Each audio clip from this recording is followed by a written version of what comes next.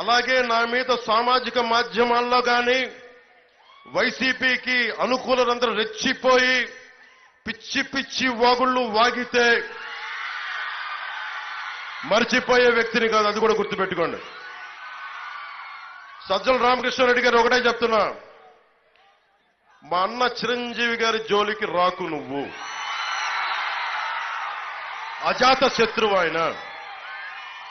ఆయన కాంగ్రెస్ లో ఉంటారో ఇంకో పార్టీకి ఇస్తారో వైసీపీకి మద్దతు ఇస్తారో, మీకు వైసీపీకి మద్దతు ఇచ్చిన రోజున నేను ఒక్క మాట మాట్లాడాల, గుర్తుపెట్టుకోండి. సొంత తమ్ముడిని నేను ఒక్క మాట మాట్లాడాల. 3 రాజధానులు పాపం మంచిదే అని ఆయన మీరు ఒప్పిస్తే ఆయన పాపం దానికి అనుకూలంగా మాట్లాడారు. ఆ రోజు నేను ఒక్క మాట మాట్లాడాల. రక్తం పంచుకు పుట్టిన తమ్ముడిని నేను. అంత అర్థం చేసుకున్న వ్యక్తిని ఈ రోజున ఆయన కూటమికి మద్దతు ఇచ్చారు లేదా అది నేను ఇంకా చూడల స్టేట్మెంట్. కానీ సజ్జల రామకృష్ణారెడ్డి గారి స్టేట్మెంట్ నా దృష్టికి వచ్చింది.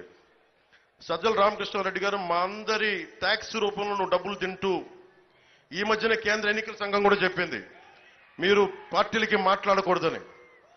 అందుకని చెప్తా ఉన్నా, చిరంజీవి గారి జోలికి కానీ, రాష్ట్ర ప్రజల జోలికి కానీ, బడుగు బలహీన వర్గాల జోలికి కానీ, శెట్టి బలిజల బీసీల ఆత్మగౌరవానికి కానీ, కాపు సమాజం మీద కానీ దయచేసి పైకి మీరు ఒళ్ళు దగ్గర పెట్టుకొని మాట్లాడాలి.